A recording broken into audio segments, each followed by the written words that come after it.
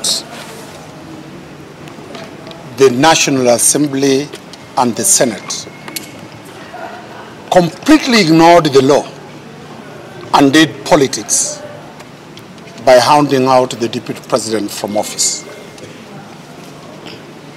Surprisingly, in Parliament and in Senate, the team that was after the removal of the Deputy President was composed of seasoned lawyers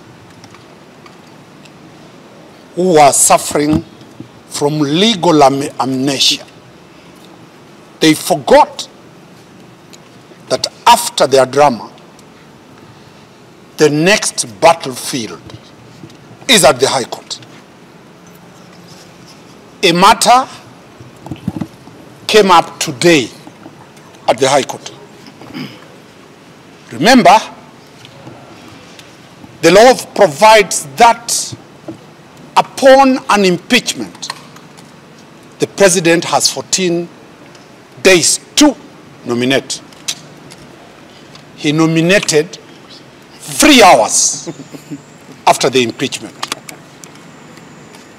The Constitution provides that Parliament shall have 60 days to deal with this question. Parliament sat within 15 minutes and they gazetted that they have approved Professor Kindiki to be the Deputy President nominee. A swearing-in ceremony was arranged at Uhuru Gardens the next day. And that's why I say, Mr. President, your legal team has failed you. You are finding yourself in a crisis created, masterminded by incompetent legal advisors surrounding the head of state.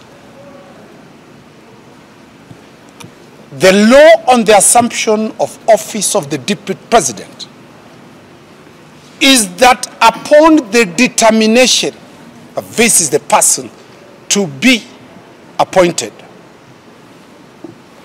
that appointment must be done the next Tuesday after that determination. That Tuesday will be declared a national holiday. That national holiday, that Deputy President-elect shall take oath of office between 10 to 2 p.m. What was happening at Uhuru Gardens is a complete sham and an abuse of the constitutional and constitutionalism in Kenya. Today, the state came to pick an order that they have vacated, the interim orders. My clients, Sheria Mtani, and very many petitioners had filed petitions. They were certified by the judges. The judges referred those matters to the Chief Justice for empanelment on the 18th. The Deputy Chief Justice simply picked the files that had interim orders and brought them to court for them to be vacated. That scheme goes deep into very serious questions of politics. What was the position of the judiciary, the DCJ, in the elections of 2017?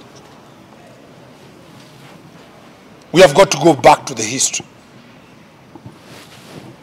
Where is the CJ? The CJ's whereabouts are not there. And the CJ today has surfaced to send condolences of the loss of a magistrate. Serious contradictions. We are telling those UDA members and those who think that impeaching Gachagua is a walk on the park. We are now in the arena where the Constitution and the law applies. The courts after the High Court, any party that will lose this matter will go to the Court of Appeal. Any party that will lose this matter will go to the Supreme Court. And I'm telling Kenyans, the Deputy President shall be in office until around March 2027, when they will part away and each will form a political party to contest the elections of 2027. We are calling upon the judiciary to follow the law, and I'm appealing to the media. You are the custodians of the people's rights. Proceed. We have information. An application is supposed to be done to gag the media that this matter is of national security question. My good friend Senator Manzo will deal with that. We shall protect the freedom of the media to air everything. There is no national security question. We will be very ready, alert to defend Rigiji. And Rigiji, with his over 7 million votes, has a right that every Kenyan follows this matter to the end.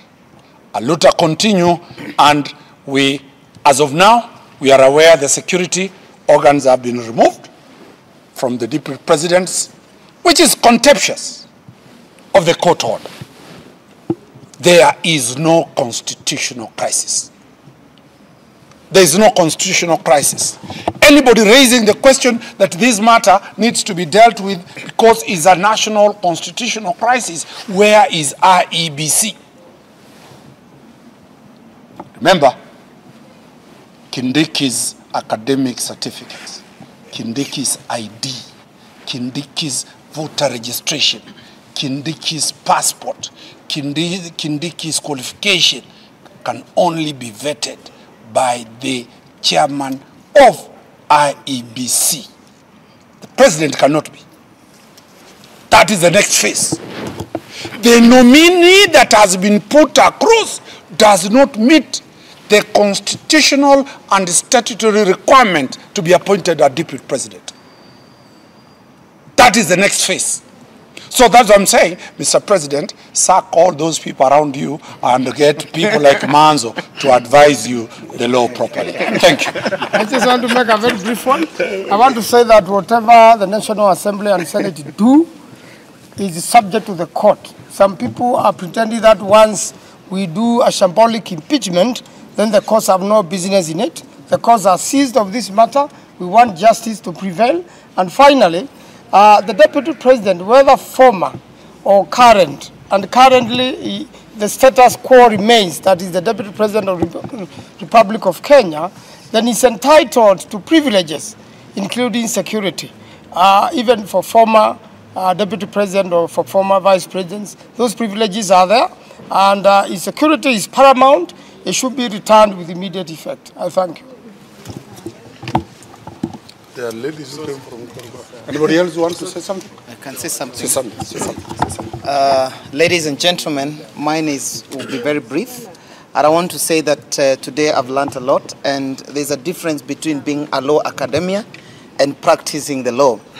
Actually, I want to say that it's important for people to understand this. And as a young person and as a young leader in this country, it is important for us to follow what is happening, because there's been a lot of violation of our constitution. There's a lot of unlawful engagement in this country, and we want to follow good examples and people who have, the rule of the law at their fingertips. So I want to appreciate you, Senator Manzo, and other people who have stood at the bench since morning, actually to see that we are actually getting getting the light of the day. And I want to say that I'm not even a law person or in matters of the law, but I know for a fact that not in the matters of academia that Professor Kithure Kindiki does not qualify, but in the matters of what is provided by our constitution, that he must, or whoever, been in a political party for more than 3 months before any nominee is nominated as the presidential candidate. So, ladies and gentlemen, the journey is very interesting. I'm really waiting to see what unfolds, but it is very unfair is citizens to actually see an individual or group of people running this